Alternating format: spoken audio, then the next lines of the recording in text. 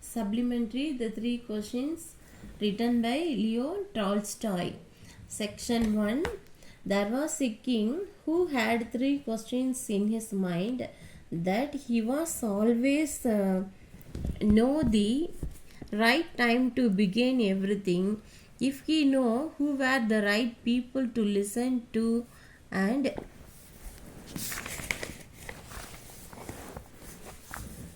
whom to avoid, and above all, if he always know what was the most important thing to do, he would never fail in anything he might undertake. தம்முடைய மனதில் அந்த அரசருக்கு என்ன 3 கேள்வி இருந்தது. அதில் ஒவ்வொரு செயலையும் துவக்க சரியான தருணம் எப்போது அப்படிங்கிறத அவர் தெரிஞ்சுக்க நினைக்கிறாரு. அதுக்காக அக்கறை காட்டுறதுக்கு சரியான மனுஷங்க யாரு, அது அக்கறை காட்டுறதுக்கு சரியான மனிதர்கள் யார், மற்றும் யாரை நம்ம தவிர்க்கணும், அது யாரு அப்படின்னு சொல்லிட்டு என்பதை அவர் அறிய நினைச்சாரு. மேலாக முக்கியமான செயலை செய்யறதுக்கு எது சரியான நேரம் என்பதையும் அவர் தெரிஞ்சுக்கணும். அந்த செயலில் ஒருபோதும் தோல்வி அடையாமல் இருக்கணுங்கிறதையும் அவர் விரும்பினாரு. And the thought having occurred to him, he had it proclaimed throughout his kingdom that he would give a great reward to anyone who would teach him what was the right time for every action, and who were the most necessary people, and how he might know that he was the most important thing to do. இந்த சிந்தனை அவருக்கு ஏற்பட்டது. அவர் இதை பொது அறிவிப்பு செய்கிறாரு. அவர் எந்த ஒரு செயலையும் செய்ய உரிய நேரம் எது, மிகவும் இன்றியமையாத மக்கள் யாரு, நம்ம செய்ய வேண்டிய மிக முக்கியமான செயல் எது என்பதை அவருக்கு மன்னருக்கு புரிய வைக்கிறதுக்கு மிகப்பெரிய வெகுமதியும் கொடுக்குறான் அப்படின்னு சொல்லிட்டு படித்த மனுஷங்கள்ட்ட எல்லாம் அவர்கிட்ட வந்தார். ரொம்ப படித்தவங்கெல்லாம் அந்த கிங்கு கிட்ட கேட்குறாங்க. ஆனால் அவர் அவருடைய கேள்விகளுக்கு சேம் பதிலாக சொல்லாமல் ஒவ்வொருத்தரும் டிஃப்ரெண்ட்டாக சொல்கிறாங்க. And learned men came to the king, but they answered his question differently. In reply to the first question, some said that to know the right time for every action, one must draw up in advance a table of days, month and year, and must live strictly according to it. Only those said they could everything be done at its proper time.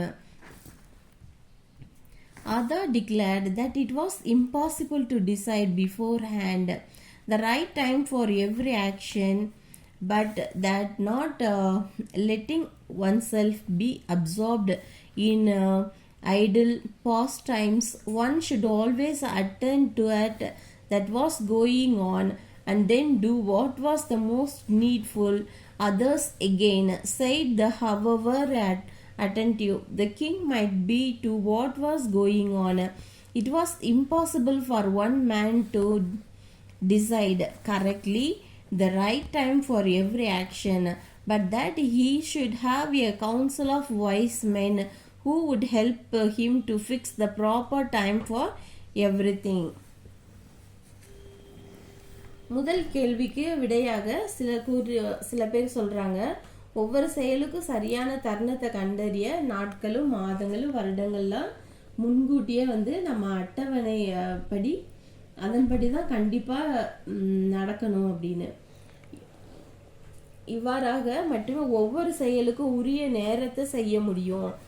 மற்றும் பின்வரவற்ற அறிவு சில பேர் அறிவிக்கிறாங்க, ஒவ்வொரு செயலுக்கும் சரியான நேரத்தை முன்கூட்டியே முடிவெடுப்பது இயலாத ஒன்று. ஆனால் ஒருவரை சோம்பல் நிறைந்த பொழுதுபோக்குகளில் மூழ்கிவிட அனுமதிக்காமல் நடைபெறும் அனைத்தையும் எப்போது கவனிக்க வேண்டும் என்று மிக தேவையற்று செய்ய வேண்டும் மற்றவர்களை மீண்டும் சொன்னார்கள். அப்புறம் அந்த செயலை எப்படி கவனிச்சாலும் ஒரு மனிதன் ஒவ்வொரு செயலுக்கும் சரியான நேரத்தை தீர்மானிக்கிறது இயலாத காரியம். அவர் வந்து அறிஞர்கள் குழுவை வந்து ஆலோசித்தனால அவர் ஒவ்வொரு செயலுக்கும் தக்க நேரத்தை நிர்ணயிக்க உதவி செய்வாங்கன்னு வந்து சொல்றாங்க. But then again, others said there were something which could not wait to be laid before a council, but about which one had at once to decide whether to undertake them or not. But in order to decide that, one must know beforehand what was going to happen. Is only a magician who know that, and therefore in order to know the right time for every action, one must consult the magicians. அதனால மீண்டும் சிலர் வந்து சொல்றாங்க, அறிஞர்களுக்கு முன்னால சில விஷயங்கள் காத்திருக்க வைக்க முடியாது, ஆனா உடனடியா சிலர் வந்து மேற்கொள்ளலாம், இல்ல வேண்டாங்கிறத தீர்மானிக்கணுங்கிறாங்க. ஆனா அதை தீர்மானிக்க விதம் எப்படி நடைமுறையில இருக்கு முன்கூட்டியே வந்து நம்ம அறிஞ்சிருக்கணும். இந்த மந்திரவாதிகள் மட்டும்தான் வந்து முன்கூட்டியே நடக்கிறத வந்து அறிஞ்சிருப்பாங்க அப்படின்னு கலந்து ஆலோசிக்கிறாங்க. Then equally various were the answer to the second question. Some said the king most needed were his counselors, others the priest, others the doctor, while some said the warriors were the most necessary.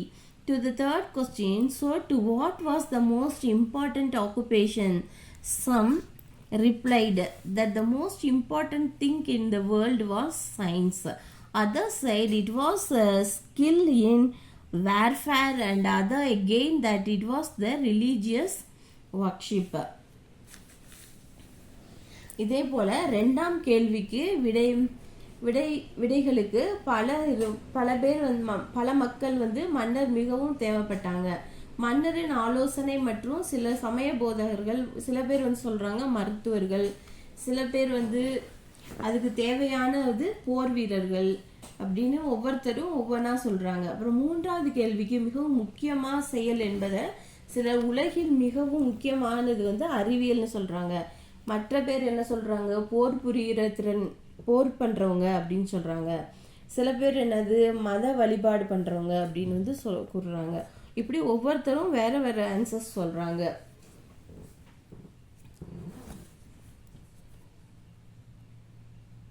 All the answers being different, the king agreed with none of them and gave the reward to none. But still wishing to find the right answer to the questions, he decided to consult a hermit widely renowned for his wisdom. The hermit lived in a wood which he never quitted, and he received none but common folk.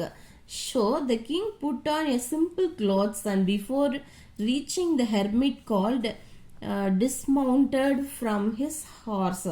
Leaving his bodyguard behind, he went on alone.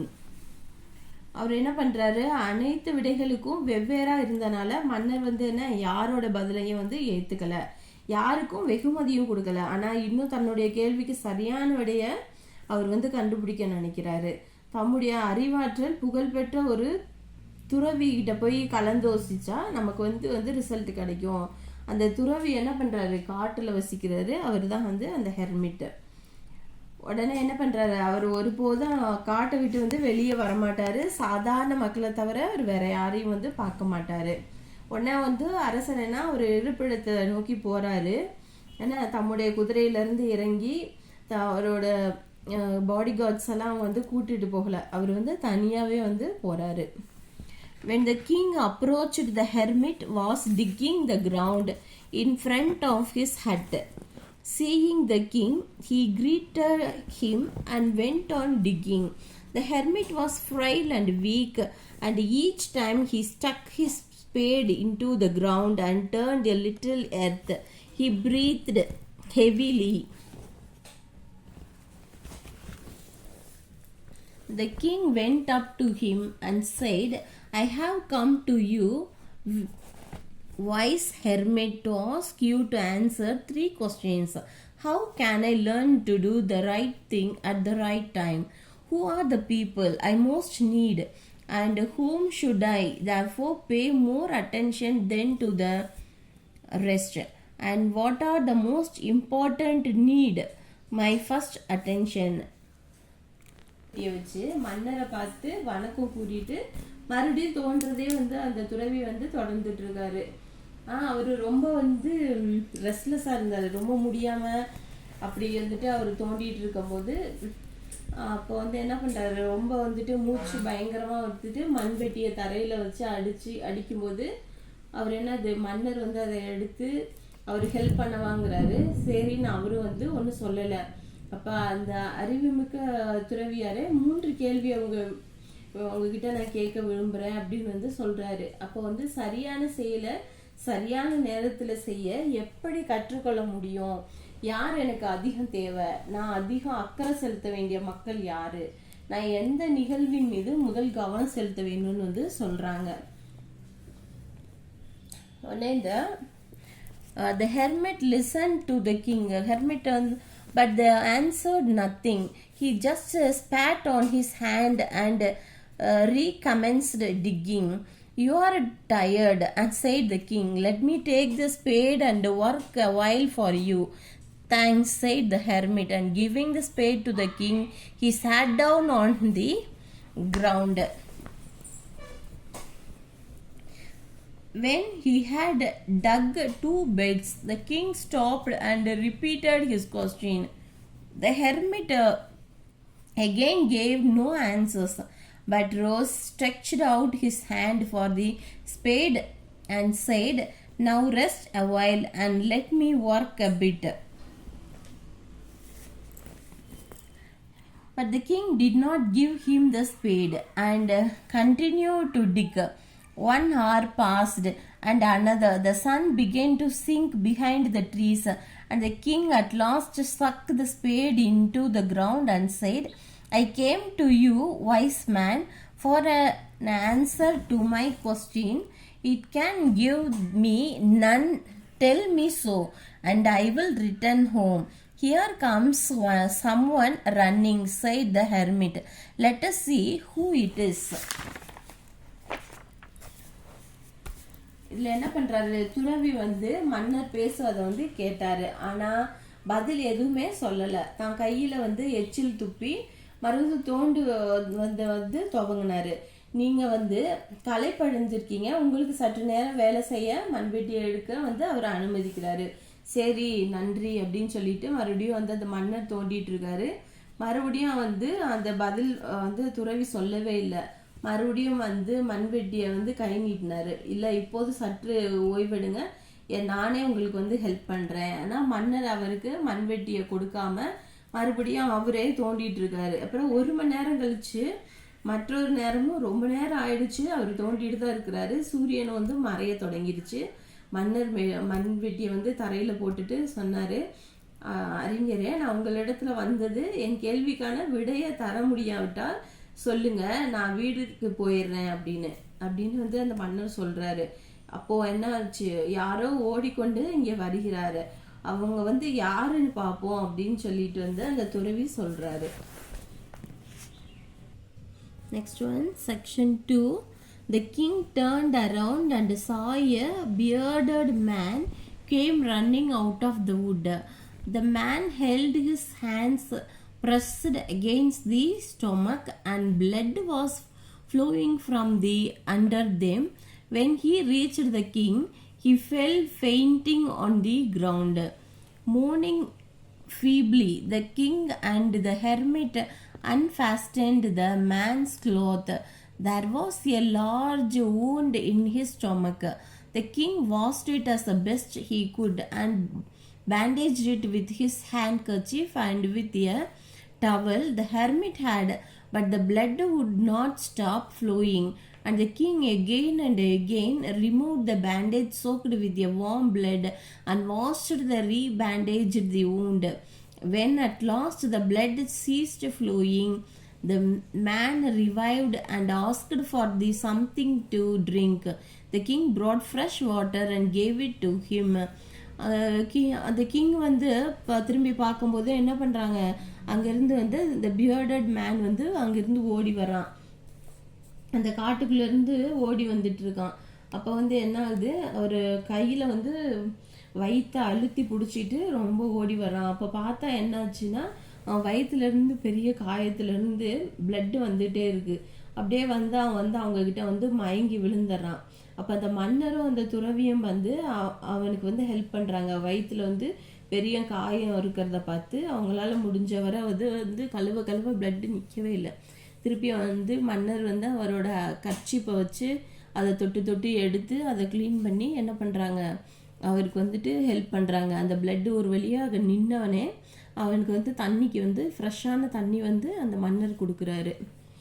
Next one, the mean while the sun had set and it had become cool. So the king with the hermit help carried the wounded man into the hut and laid him too on the bed. Lying on the bed, the man closed his eyes and was quiet. But the king was so tired from his walk and from the work he had done that they crouched down on the threshold and also fell asleep so soundly that he slept all through the short summer night.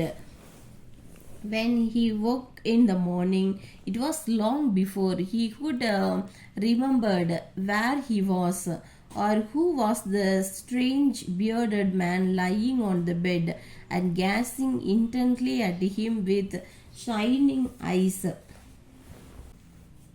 இதுக்கடையில் என்ன ஆயிடுச்சுன்னா, சூரியனை வந்து மறைஞ்சிடுச்சு. ரொம்ப அந்த place வந்து கூலிங்காக இருக்குது காட்டுக்குள்ளே இருக்கனால.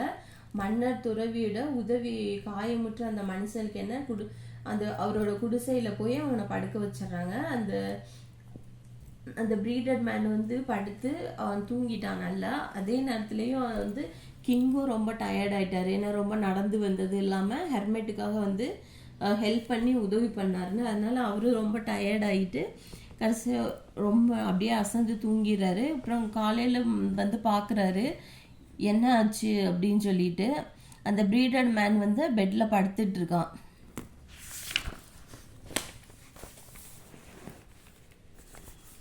"Forgive me," said the bearded man in a weak voice, when he saw that the king was awake and was looking at him. "I do not know you and have nothing to forgive you for," said the king. அப்போ என்ன பண்ணுறான், அவன் வந்து king கிட்ட வந்து என்னை forgive பண்ணிடுங்க, என்னை மன்னிச்சிடுங்க அப்படின்னு வந்து சொல்கிறான். ஆனால் கிங்குக்கு வந்து அவன் யாருன்னு வந்து தெரியல. "You to not know me," வந்து உங்களுக்கு என்ன தெரியாது, பட் உங்களை எனக்கு தெரியும் அப்படின்னு சொல்கிறான். "I am that the enemy of yours who swore revenge himself on you because you executed his brother and seized his property. I know you had gone alone to see the hermit, and I resolved to kill you on your way back. But the day passed and you did not return. So I came out for my ambush to find you and came upon you, boy God, and they recognized me and wounded me. I escaped from them, but should have bled to death had you not dressed my wound. I wished to kill you, and you have saved my life.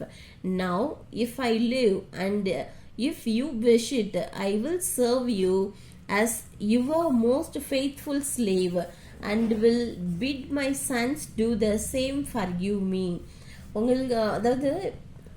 உங்களுக்கு என்ன தெரியாது, ஆனால் எனக்கு வந்து உங்களை நல்லாவே தெரியும் அப்படின்னு சொல்லிட்டு இந்த பியர்டன் மேன் சொல்கிறான்.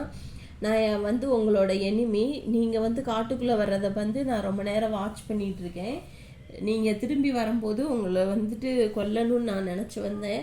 ஆனால் ரொம்ப நேரம் வெயிட் பண்ணியும் நீங்கள் வராதனால நான் திரும்பி வந்து காட்டுக்குள்ளே வந்து பார்க்கும்போது உங்களோட பாடி கார்ட்ஸ் வந்துட்டு உங்கள் சோல்ஜர்ஸ் வந்து எங்களை அட்டாக் பண்ணி காயப்படுத்திட்டாங்க. நீங்கள் ஆனால் வந்து நான் உங்களை கொல்லணும்னு நினச்சேன், ஆனால் நீங்கள் வந்து என்னை வந்து ஹெல்ப் பண்ணி என்னை வந்து காப்பாற்றிருக்கிறீங்க. அதனால் நான் வந்து நினைக்கிறேன் உங்களை நான் யாருன்னா நீங்கள் வந்து என்னோட தம்பிக்கு வந்து சொத்தெல்லாம் வந்து பறிமுதல் பண்ணிட்டீங்க, அதனால உங்கள் மேலே வந்து நான் ரிவெஞ்ச் எடுக்கணும்னு நினச்சி தான் உங்களை கொல்ல வந்தேன்னு. ஆனால் நீங்கள் என் உயிரை காப்பாற்றுறதுனால நான் உங்களுக்கு வந்து வந்து உங்களுக்கு அடிமையாக இருக்கணும் அப்படின்னு வந்து நான் நினைக்கிறேன்னு. நீங்கள் வந்து நினச்சிங்கன்னா நான் அப்படி செய்வேன், என் பிள்ளைங்களுக்கும் அதையே செய்கிறதுக்கு நான் கட்டளை இடுவேன்னு வந்து சொல்கிறாங்க. ஸோ நீங்கள் என்னை மன்னிச்சிடுங்கன்னு. The king was very glad to have made a peace with his enemy so easily and to have gained him for a friend. And he not only to forgive him but said he would send his servants and his own physician to attend him and promised to restore his property. Having taken leave of the wounded man, the king went out into the porch and looked around for the hermit. Before going away, he wished once more to beg an answer to the questions he had put. The hermit was outside, on his knees, sowing seeds in the bed that had been dug the day before. அப்போ என்ன பண்ணுறது, king வந்து என்ன பண்ணுறாரு, ரொம்ப பீஸாக அவரோட எனிமியோட வந்து சமாதானம் ஆயாச்சு. அப்போ வந்து அவங்க சொல்கிறாங்க, நான் உங்களை மன்னிச்சிட்டேன், அது இல்லாமல் என்னது உங்கள் சொத்தெல்லாம் கூட வந்துட்டு நான் வந்து திருப்பி கொடுக்குறேன்னு வந்து சொல்கிறாரு. அதோட வந்து அவரோட ஃபிசிஷியனை கொடுக்குறாரு. அந்த ஃபிசிஷியனை வந்து உங்களுக்கு அட்டன் பண்ணவும் நான் வந்து ஆள் அனுப்புகிறேன் அப்படின்னு சொல்லிட்டு சமாதானமாக போகிறேன். அப்படி மறுபடியும் வந்து ஹெர்மிட் கிட்ட வந்து அந்த 3 கொஸ்டின்ஸ்க்கு ஆன்சர் வந்து கேட்கலான்ட்டு ஹெர்மிட்டை தேடி வர்றாரு கிங்கு. ஹெர்மிட் என்ன பண்ணுறாரு, நேற்று அவங்க தோண்டிட்டு இருந்த குழியில் வந்துட்டு அவர் விதைங்கெல்லாம் போட்டுட்ருக்காரு. The king approached him and said, "For the last time, I pray you to answer my questions, wish man." அப்படின்னு கடைசியாக கேட்குறேன், என் கொஸ்டினுக்கு நீங்கள் ஆன்சர் சொல்லணும்னு. "You have already been answered," said the hermit, still crouching on his thin legs and looking up at the king who stood before him. ஏற்கனவே உங்கள் கொஸ்டினுக்கு answer கிடச்சிருச்சு அப்படின்னு சொல்லிட்டு அவரை பார்க்குறாரு. "How answered? What do you mean?" asked the king. அது எப்படி கிடச்சது, நீங்கள் என்ன நினைக்கிறீங்கன்னு. "Do you not see replied the hermit, "if you had not pitied my weakness yesterday and had not dug these beds for me." நேற்று நீங்கள் வந்து என்னோட வீக்னஸை பார்த்துட்டு எனக்காக நீங்கள் வந்து இந்த பெட்டை வந்து தோண்டி கொடுத்தீங்க. "But had gone your way, that man would have attacked you and you would have repented for not having stayed with me." நீங்கள் நேற்று என்னோட தங்கலை அப்படின்னு சொன்னால் அந்த மேன் உங்களை அட்டாக் பண்ணியிருப்பான். So the most important time was when you were ticking the bet. அதில் முக்கியமான டைம் என்ன, நீங்கள் வந்து எனக்கு வந்து அந்த டிக் பண்ணி கொடுத்தது அந்த பெட்டை. And I was the most important man. அந்த இம்பார்ட்டன்ட் மேன் வந்து நான் தான். And to do me good was your most important business. நீங்கள் நல்லது செஞ்சுருக்கீங்க, அதுதான் உங்களோட important business. Afterwards when that man ran to us, the most important time was when you were attending to him. நீங்கள் வந்து என்னை பார்த்தது தான் வந்து முக்கியமான time.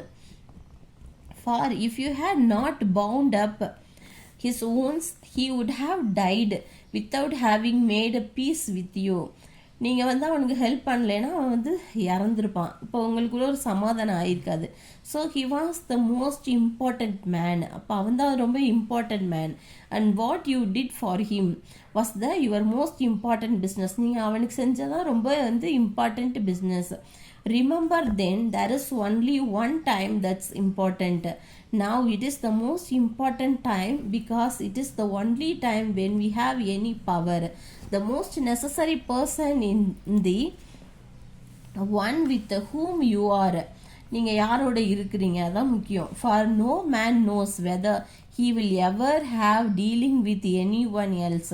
The most important affair is to do that the person is good, because for the purpose alone was the man sent into the life. நம்ம வாழ்க்கையில் வந்து முக்கியமான செயல் என்னன்னா, நம்ம வந்து ஒரு மனுஷனுக்கு நன்மை செய்கிறது. என்னென்னா அந்த ஒரு நேரத்துக்காக மட்டும்தான் மனுஷன் வந்து வாழ்க்கை வந்து கொடுக்கப்பட்டிருக்கு அப்படின்னு வந்து சொல்கிறாரு.